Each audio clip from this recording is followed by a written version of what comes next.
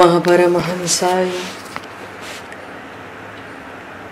स्वादित चरण कमल चिन्ह मकरंदाय भक्त जन मानस निवासाय श्री रामचंद्राय नमः।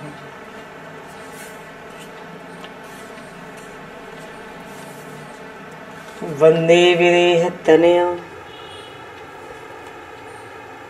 पदपुंडरीकम् केशौरसौरभसमाहत योगिचेतम् हन्तुं प्रतापमनिशं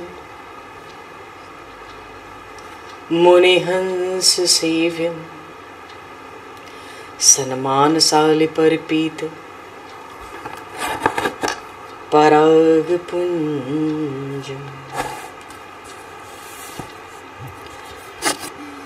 यत्र यत्र रघुनाथ कीर्तनं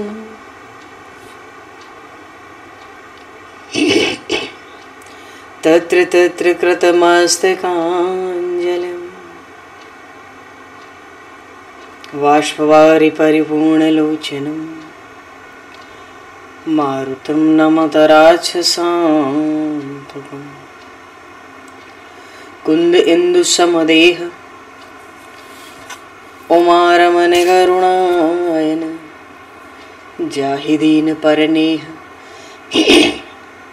करहु कृपा मर्दन मयन।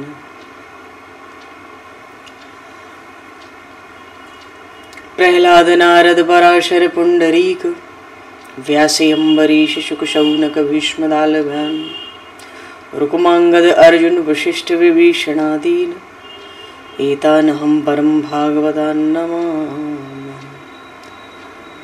श्री सीतानाथ समारंभां श्री रामानन्दार्य मध्यमाम् अस्मदाचार्य पर्यन्तां वन्दे गुरु परम्पराम्।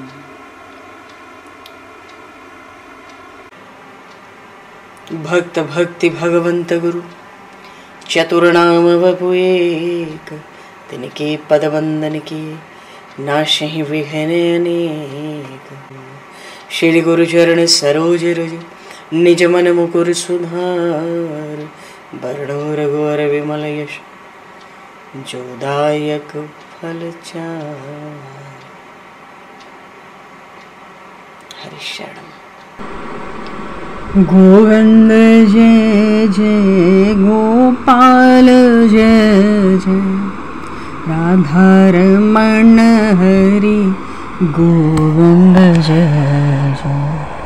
श्री राम जय जय रसिकेश जय जय। श्री राम जय जय रसिकेश जय। सीतारमण राम रघुनाथ जय। राधारमण हरि गोविंद जय। गोविंद जय जय गोपाल जय।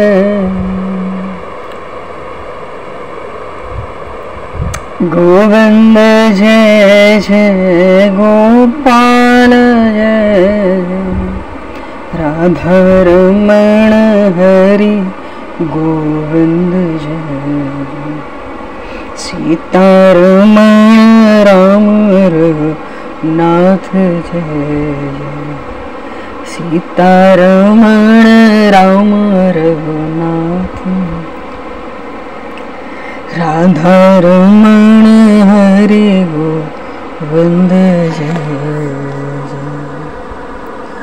बोले श्याम रामचंद्र भगवान की संपूर्ण राम दरबार की। श्री गौरी शंकर भगवान की जय। शिवांके बिहारलाल की जय। श्री वृंदावन प्रेम धाम की जय। श्री पंढरीनाथ भगवान की जय। सब संतन की जय, सब भक्तन की जय, समस्त वैष्णव की जय। समस्त पूर्वाचार्य चरणन की जय, समस्त संप्रदाचार्यन की जय, श्री सद्गुरुदेव भगवान की जय। गंगा मैया की जय, जमुना मैया की जय, सरजू मैया की जय, गौ माता की जय, तुलसी माता की जय, पृथ्वी माता की जय, काशी महारानी की जय। जय जय श्री सीताराम, जय जय श्री राधे श्याम, नमः पार्वती पते, हर हर महादेव।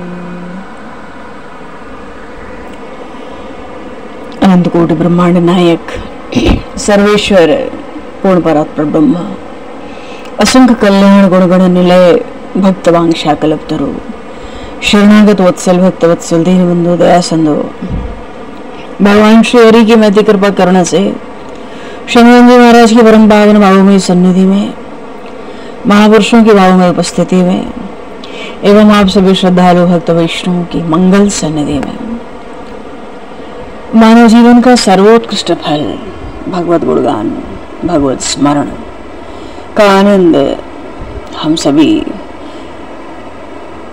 इस संवत 2081 के श्रावण मास में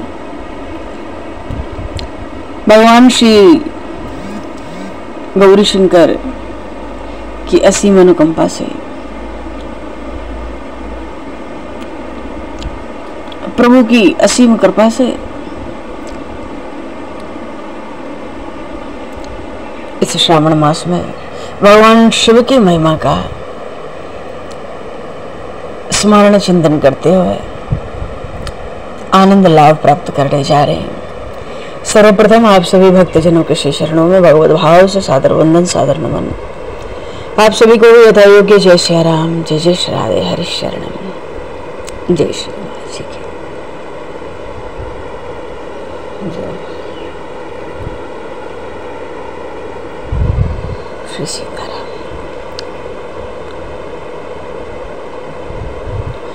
कर्पूर गौरम करुणावतारम संसार सारम भुजगेन्द्रहारम सदा वसंतम हृदयारविंदे भवं भवानी सहितं नमामि, भवं भवानी सहितं नमामि।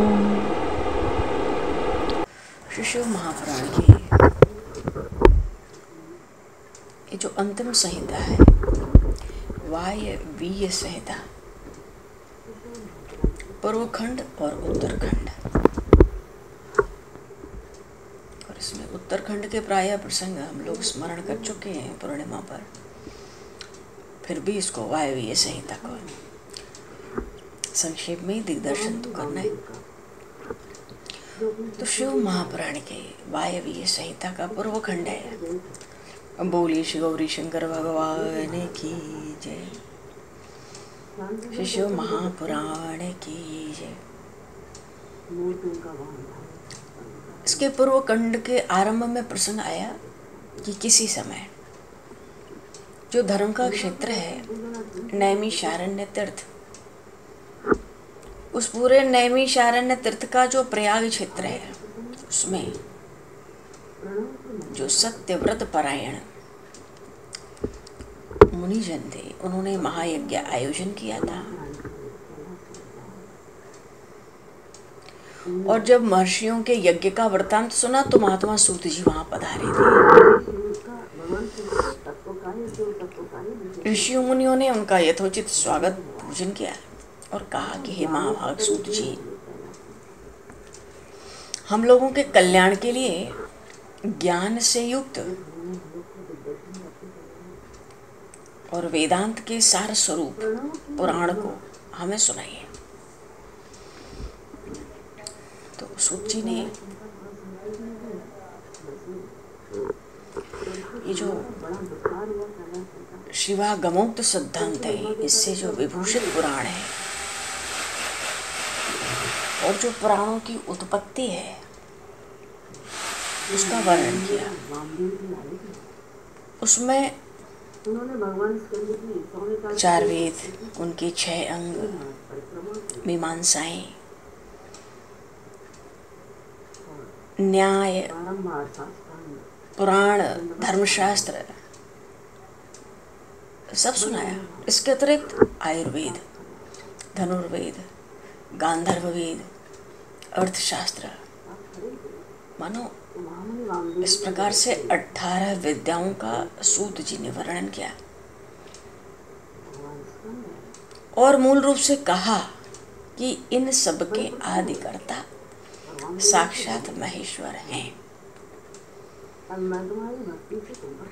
भगवान सदाशिव ने समस्त जगत को उत्पन्न करने की इच्छा करते हुए जो सनातन ब्रह्मदेव हैं, सनातन ब्रह्मा, सनातन ब्रह्मा का अर्थ क्या है? जैसे वेदों में आया, रोम रोम प्रत लागे कोटि कोटि ब्रह्मांड। तो हर ब्रह्मांड में भगवान ब्रह्मा विष्णु महेश तो होते हैं, सारी सृष्टि होती है जैसा इस ब्रह्मांड में, पर सब कुछ भिन्न भिन्न हर ब्रह्मांड में होती है। ऐसे ही नाम की सृष्टियां होती हैं पर उनका स्वरूप बिल्कुल भिन्न भिन्न होता है। तो हर ब्रह्मांड में ब्रह्मा तो है, उन सब के ऊपर जो सनातन है, जो आदि ब्रह्मा है, उनका विस्तार है, उनको सनातन कहते हैं। जैसे प्रसंग आते हैं भगवान शिव, कहीं कहीं आता है आदि शिव, प्रसंग आते हैं अलग अलग लोगों ब्रह्मांडों में भगवान विष्णु, और कहीं कहीं प्रसंग आता है आदि नारायण। ऐसे ही तो जब भगवान सदाशिव को सृष्टि उत्पन्न करने की इच्छा हुई तो सनातन ब्रह्मदेव को साक्षात पुत्र रूप में उत्पन्न किया भगवान शिव ने। और उसके बाद उन्होंने अपने बीच के पुत्र को, मध्यम पुत्र को, भगवान विष्णु को जगत के पालन के लिए रक्षा शक्ति प्रदान कर दी। ब्रह्मा जी ने प्रजा सृष्टि का विस्तार करते हुए सबसे पहले पुराणों का स्मरण किया।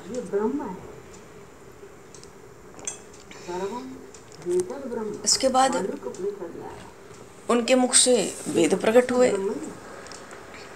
पीछे सब शास्त्र उत्पन्न हुए। जो इतना विस्तार हुआ विद्याओं का, उसको संक्षिप्त करने के लिए, क्योंकि पुराण 18 तो है नहीं, कहते हैं 100 करोड़ पुराण है, 18 तो प्रधान है। तो इतना विशाल साहित्य विद्याएं, इसको संक्षिप्त करना बहुत आवश्यक हो गया। उसको करने के लिए हर द्वापर युग के अंत में भगवान विष्णु व्यास रूप से इस पृथ्वी पर अवतार लेकर विचरण करते हैं। मानो 100 करोड़ जो पुराण थे उनको 18 बना दिए, कितने शास्त्र थे 6 बना दिए, कितने उपनिषद थे 100 कुछ बना दिए, 108 109, कितने दर्शन, मतलब सब कुछ संक्षिप्त कर दिया। क्योंकि द्वापर के बाद कलयुग आता है, यहाँ तो थोड़े में भी काम बन जाए, इस कलयुग में तो बहुत है। तो सूत जी कहते हैं कि श्वेत वाराह कल्प में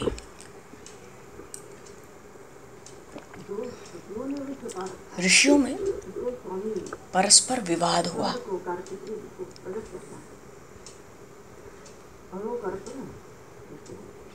अब परब्रह्म का कोई निरूपण करे तो बड़ा कठिन है, यह ब्रह्म है या नहीं, न इति न इति, ये नहीं, वेद भी नहीं थी कहते रह गए। तो सब मिलके अब इस विवाद का अंत तो है नहीं, सृष्टिकर्ता ब्रह्मा जी के पास गए, प्रणाम किए, कहने लगे हे भगवान, हम लोग घोर अंधकार से घिरे हुए हैं और आपस के विवाद से दुखी भी हैं। हम लोग को अभी तक परम तत्व का ज्ञान हुआ नहीं। ब्रह्मा जी के नेत्र इस बात को सुन के आश्चर्य से खुल गए, ध्यान में मगन हो गए।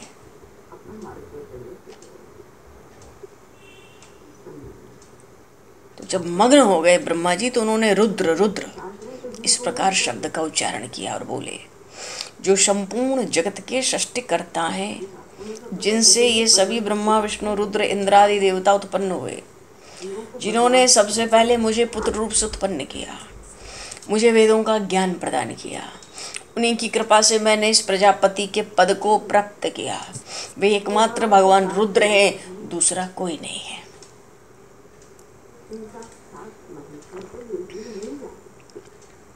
और समस्त जीव इनके वश में है। ये सबके प्रेरक हैं। अब परम भक्ति से ही ये देखे जा सकते हैं, अन्य उपाय से नहीं। और वो भक्ति शिव की कृपा से ही प्राप्त होती है। उनकी कृपा से ही भक्ति उत्पन्न होती है। जैसे अंकुर से बीज और बीज से अंकुर उत्पन्न होता है। तो ज्ञान और भक्ति के अनुरूप भगवान शिव की कृपा प्राप्त होने पर मुक्ति होती है। तो इस समय आप लोगों ने जो दिव्य 1000 वर्षों वाला दीर्घ यज्ञ का अनुष्ठान किया है, उस यज्ञ के अंत में मंत्र द्वारा आवाहन करने पर वहां पधारेंगे और वे ही आप लोगों के कल्याण का साधन और उपाय बताएंगे। तो नैमिषारण्य में महान यज्ञों का अनुष्ठान तो चल ही रहा था।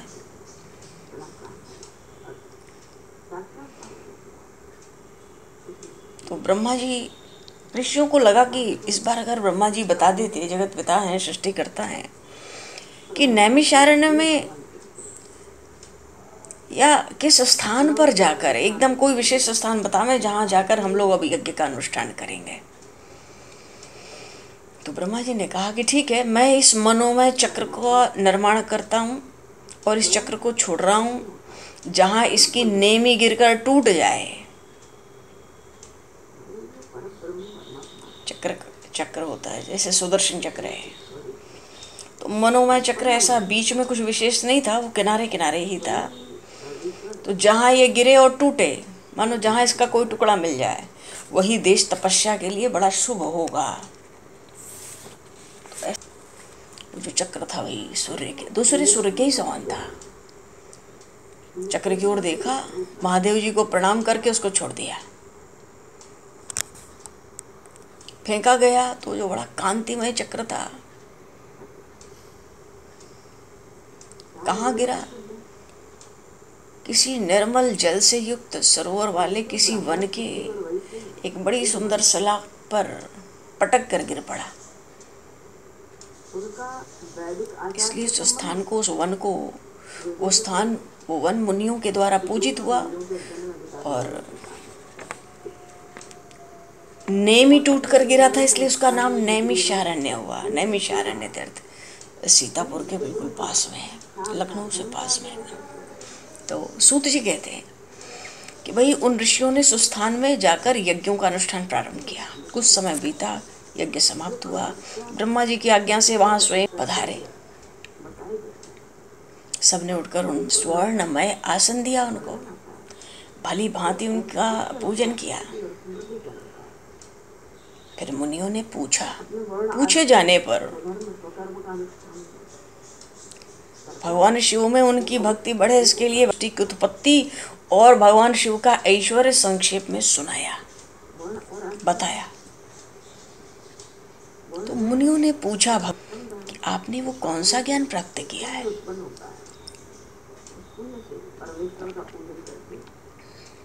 जो परम से भी परम है, सत्य है, शुभ है,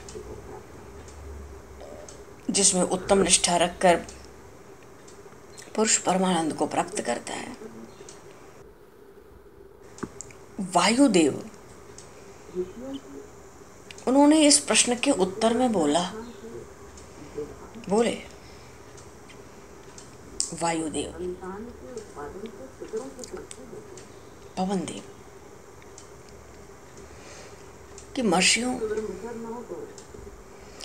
पूर्व काल में पशु और पाश, देखो ये बार बार उच्चारण किया जाता है भगवान शिव की महिमा प्रकट करने में, क्योंकि वो पशुपतिनाथ है, जीव पशु के समान है और उसका भवबंधन ही उसका पाश है। तो पूर्व काल में पशु और पाश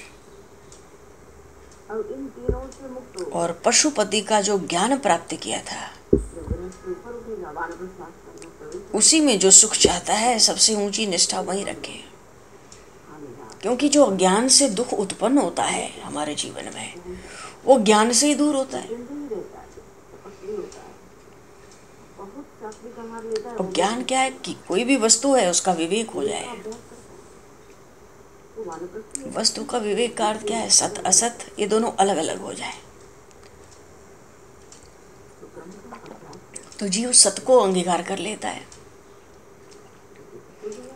अब वस्तु का विवेक हो तो वस्तु भी तो तीन भेद से है, एक जड़ है, एक चेतन है, और एक दोनों का नियंता है परमेश्वर। जड़ तो प्रकृति है, जो चेतन है वो जीव है, और दोनों को नियंत्रित करने वाला परमेश्वर। तो इन्हीं तीनों को क्रम से पाश, मानो ये जो जड़ प्रकृति है, जो सारा प्रपंच दिखता है, इसको पाश कहते हैं क्योंकि ये बंधन वाली है। और जो चेतन जीव है वो पशु है क्योंकि वो उस बंधन में पड़ा है। और पशु और पाश मानो जड़ और चेतन, जीव और प्रकृति को जो नियंत्रित कर रहा है वो परमेश्वर पशुपति कहलाता है। अब वो ब्रह्मा जी हो या चींटी से भी छोटा कोई प्राणी हो, सब पशु कहे गए हैं।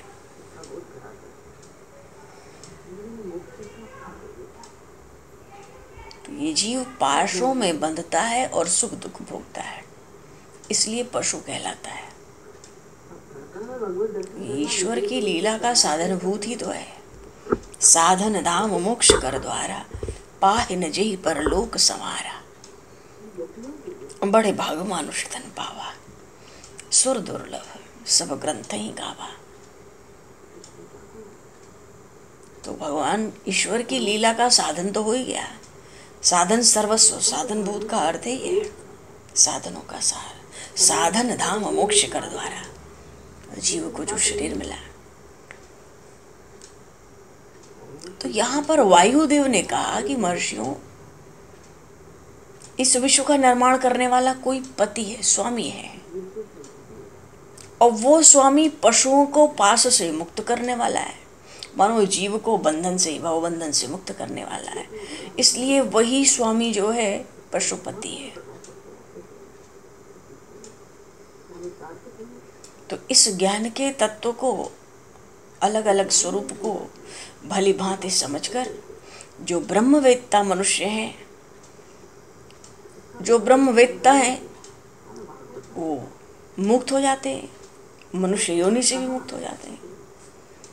क्योंकि सृष्टि के आरंभ में तो एक रुद्रदेव ही विद्यमान रहते हैं, दूसरा कोई नहीं रहता।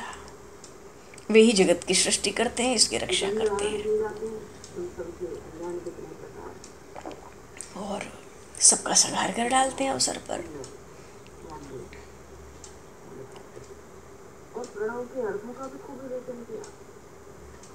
पीछे से वायुदेव ने ये भी सुनाया क्या, विद्या विद्या, इसका भी तत्व, प्रकृति पुरुष, इसका भी तत्व है,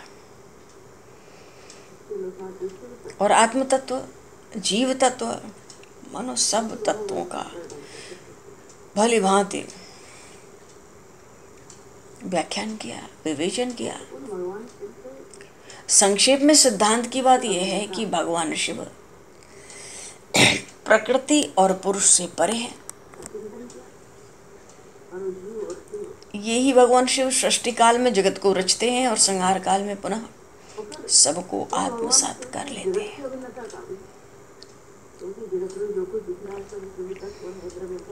अब हमारे मन में प्रश्न आवे कि भाई भगवान राम को, भगवान कृष्ण को पूर्ण ब्रह्म का अवतार कहा गया, तो उन अवतार चरित्रों में तो ऐसी बात नहीं आई कि भगवान शिव ही सृष्टि के सर्वेश्वर हैं, आदि पुरुष हैं। तो शिव महापुराण के आरंभ में ही कहा गया है कि पूर्ण परात्पर ब्रह्म को ही इस शिव महापुराण में शिव रूप से वर्णित किया गया है। अच्छा, आगे के प्रसंग में काल महिमा का वर्णन है। अभी वायुदेव हैं, काल की महिमा भी सुनाते हैं, पूछने पर, जिज्ञासा करने पर ऋषियों के। वायुदेव ने कहा संपूर्ण जगत तो काल के वश में है, पर काल जगत के वश में नहीं है।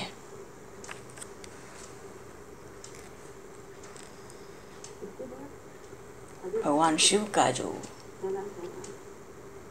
असहनीय तेज है, ऐसा तेज जिसमें कोई बाधा भी नहीं डाल सकता, वही काल में प्रविष्ट है। इसलिए उस काल की जो महान मर्यादा है उसको मिटाया नहीं जा सकता। इसलिए वायुदेव ने काल महिमा, प्रलय, ब्रह्मांड की स्थिति, रुद्र की उत्पत्ति, ब्रह्मा जी द्वारा सृष्टि रचना और सर्ग आदि सबका वर्णन किया। मानो सृष्टि का वर्णन बड़े विस्तार से श्रीमद् भागवत महापुराण में भी सृष्टि का वर्णन आया है और बहुत सुंदर आया है। अच्छा, ब्रह्मा जी के द्वारा जो सृष्टि की रचना हुई उसके उपक्रम पर भी कहते हैं कि देखो ब्रह्मा जी ने पहले 5 मानस पुत्रों को उत्पन्न किया। इन प्रसंगों को श्रवण करने की बड़ी महिमा कही गई है। अच्छा, ब्रह्मा जी ने सृष्टि काल में 5 मानस पुत्र उत्पन्न किए। कौन कौन? सनक, सनंदन, सनातन, सनत कुमार और ऋभु। सबके सब योगी और वीतराग थे। ब्रह्मा जी को तो सृष्टि रचनी थी। ये सब प्रकट होके बोले हम प्रजा वृद्धि नहीं करेंगे, हम प्रजा के प्रजापति के काम में नहीं जाएंगे, हम तो ऐसे ही वीतराग और योगी रहेंगे। मानो सृष्टि रचना की इच्छा बड़ी भारी बाधा समझ के ब्रह्मा जी को मना कर दिया, हम नहीं करेंगे। अब ब्रह्मा जी क्या करें, सृष्टि तो रचनी है। इन 5 को प्रकट किया, ये कोई सृष्टि बढ़ाना नहीं चाहते। फिर से बड़ा भारी तप किया ब्रह्मा जी ने, कोई काम बना नहीं। क्रोध हो गया उनको, दोनों नेत्रों से आंसू की बूंद गिरने लगी। उन अश्रु बिंदुओं से, क्योंकि क्रोध से वो अश्रु आए थे, तो भूत प्रेत प्रकट हो गए, उत्पन्न हो गए। तो क्रोध और मोह दोनों हो गया, उनको मूर्छा आ गई। और जब मूर्छा आई तो नील लोहित भगवान शिव, शिव कह दें या भगवान रुद्र कह दें, रुद्रदेव ब्रह्मा जी के मुख से 11 रूपों में प्रकट हुए। ये कथा भागवत में बड़ी सुंदर है। आरंभ में ब्रह्मा जी को जब मूर्छा हुई तो नील लोहित रुद्रदेव प्रकट हुए 11 रूपों में। तो महादेव जी तो थे 11 रुद्रों के रूप में। तो उन भगवान महादेव जी ने उन 11 स्वरूपों से कहा, क्योंकि ब्रह्मा जी तो मूर्छित पड़े इनको उत्पन्न करके। तो भगवान महादेव ने उन 11 स्वरूपों रुद्रों से कहा, तुम लोग आलस्य से रहित होकर प्रजा संतान की वृद्धि के लिए प्रयत्न करो। अब भैया वो तो सुनते ही व्याकुल होकर रोने और दौड़ने लगे थे। 11 रुद्र रोने लगे थे ना, इसीलिए उनका नाम रुद्र हुआ था। अब भाई ये तो बड़ा बखेड़ा हुआ। तो ब्रह्मा जी ने 8 नामों के द्वारा परमेश्वर शिव का स्तवन किया। ब्रह्मा जी ने प्रार्थना की तो भगवान रुद्रदेव की आज्ञा पाकर ब्रह्मा जी ने अन्य प्रजाओं की सृष्टि आरंभ कर दी। उन्होंने अपने मन से अब 10 पुत्र प्रकट किए जो प्रजापति हुए। ये 10 के 10 प्रजापति हुए। जैसे मन से मरीचि उत्पन्न हुए, महर्षि मरीचि। इन्हीं के पुत्र हैं महर्षि कश्यप। जिसको गोत्र न पता उसका गोत्र कश्यप। सारी संतान सृष्टि ऐसा लगता है मानो महर्षि कश्यप की है। अच्छा, मन से तो मरीचि, महर्षि भृगु, महर्षि अंगिरा, पुलत्स्य। तो इसमें भृगु जी का भी नाम आया है ना। और ये है, इसका मतलब यहाँ 12 पुत्रों की सृष्टि। और एक तो किसी अंग से भृगु जी का नाम भी है। अच्छा, क्योंकि भृगु जी तो ये भी तो मरीचि नंदन ही है। चलो 12 पुत्रों की सृष्टि की, मन से कर डाले। अच्छा, इसी क्रम में प्राण से वशिष्ठ जी उत्पन्न है, उनके चर्म से महर्षि अंगिरा, एक एक अंग प्रत्यंग से ये सब उत्पन्न हुए। पीछे समाधि के द्वारा चित्त को एकाग्र करके रुद्र के साथ ब्रह्मा जी ने देवताओं, असुरों, पितरों, विद्याधरों, गंधर्वों, गुहिकों, मनुष्यों, पशु पक्षियों, जलचरों, सर्पों, कीटों, इन सबको अपने अंग उपांग से उत्पन्न कर दिया। तो ये जो 10 प्रकट हुए ये प्रजापति हुए, इसके पहले कोई नहीं। भूत प्रेत थे, रुद्र थे, वो तो पहले रोने लगे, भागने लगे। 5 आरंभ के पुत्रों ने, उन्होंने पहले मना कर दिया, हमें तुम्हारी सृष्टि रचने में कोई इच्छा नहीं है। अब ये सब उत्पन्न हो गए। भगवान राम के समय राम जी के दरबार में मुकदमा आया था उल्लू का और वृक्ष का। 2-3 तो मुकदमे आए थे जिनका न्याय करना पड़ा था प्रभु श्री राम को।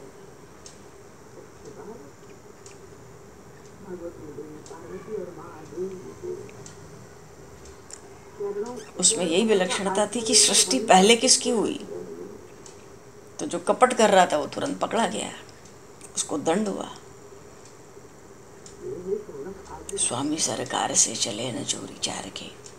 अच्छा, अभी यहाँ देखो ये सारी सृष्टि हो गई। चलो, तो वायुदेव ने ये सब प्रसंग सुनाया और फिर कहते हैं, वस्तुतः हे ऋषियों, ये जो अचिंत्य रूप महेश्वर है वो ही सब प्राणियों के निर्माता है।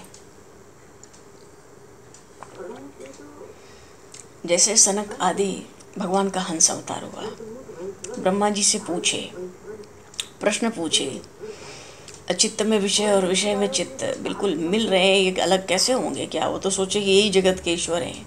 ब्रह्मा जी कान पकड़ लिए, मैं इस जगत का ईश्वर नहीं हूँ। और ब्रह्मा जी से इस प्रश्न का उत्तर देते नहीं बना। भगवान का स्मरण किया। उस समय भगवान नारायण हंस रूप से आए और इन सनक आदि को भगवान ने हंस रूप से उपदेश दिया।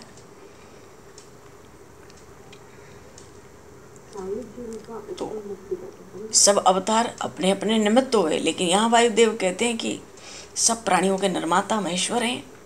उन्हीं के मुख से ब्राह्मण प्रकट हुए, उनके वक्षस्थल के ऊपरी भाग से क्षत्रियों की उत्पत्ति हुई, दोनों जंघाओं से वैश्यों की उत्पत्ति हुई, पैरों से शूद्र उत्पन्न हुए। मानो उनके अंगों से संपूर्ण वर्णों का प्रादुर्भाव हुआ।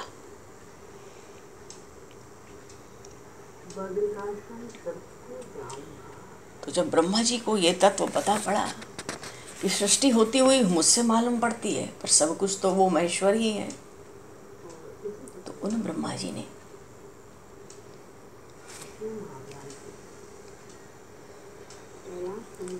अर्धनारीश्वर भगवान शिव की पीछे स्तुति भी की है।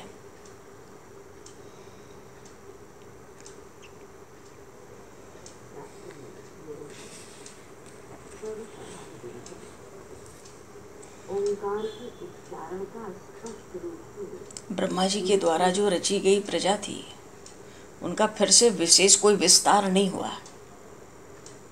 तब ब्रह्मा जी ने अंततः मैथुनी सृष्टि के लिए, परमेश्वर को प्रसन्न करने के लिए कठोर तप प्रारंभ किया। क्यों? सृष्टि में आकर्षण चाहिए। ये जब काम का प्रवेश होगा तब सहज संसार में सृष्टि होगी और प्रजावृद्धि सहज होगी। ब्रह्मा जी ने सोचा ये काम आ जाए, सृष्टि में किसी तरह आकर्षण आ जाए, तो ये जो मैं सृष्टि रचता हूँ, रच के सबको मनाता हूँ और ठीक से सृष्टि प्रजा की वृद्धि होती नहीं, तो किसी तरह से अब इस सृष्टि में आकर्षण आवे। तो बड़ा कठोर तप किया।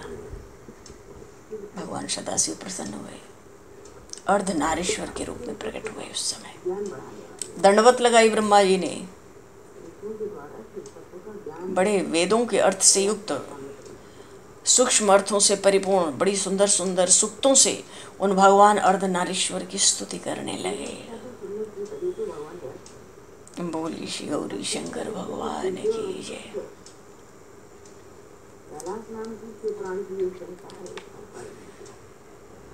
देखो जी, इस प्रसंग का थोड़ा सा विस्तार है। अब ये ब्रह्मा जी को आज स्तुति करें, यही बढ़िया है, उनको स्तुति करने दिया जाए आज वेदों के अर्थ से, सूक्ष्म अर्थों से। और स्तुति नहीं की है सूक्तों के द्वारा। ये सूक्त तो वेदों में खूब आए हैं और बड़ी विलक्षण स्तुतियाँ। और जो सामवेद है उसमें तो भगवान की स्तुतियाँ गाई गई हैं। भगवान को सामदेव अत्यंत प्रिय है, सामवेद अत्यंत प्रिय है। तभी तो जब श्री हरि गरुड़ जी पर चलते हैं, गरुड़ जी पर चलते हैं तो गरुड़ जी के पंख जब आकाश में उड़ते हैं तो उनसे सामवेद की रचनाएं प्रकट होती हैं। सामवेद की स्तुतियां भगवान को अतिशय प्रिय है। तभी तो अब कलयुग में कहाँ कोई वेद गावे और पढ़े। तो जब भगवान की आरती हो तो स्तुति होती रहती है, हाथ में घंटी बजती है, गरुड़ जी घंटी में बन के बैठे रहते हैं। तो घंटी का बजना ही है कि गरुड़ जी बज रहे हैं, और गरुड़ जी के बजने का अर्थ ही है शामदेव के ऋचाओं का उच्चारण कर रहे हैं। बोलिए श्री गरुड़ जी महाराज की जय। कुछ नहीं,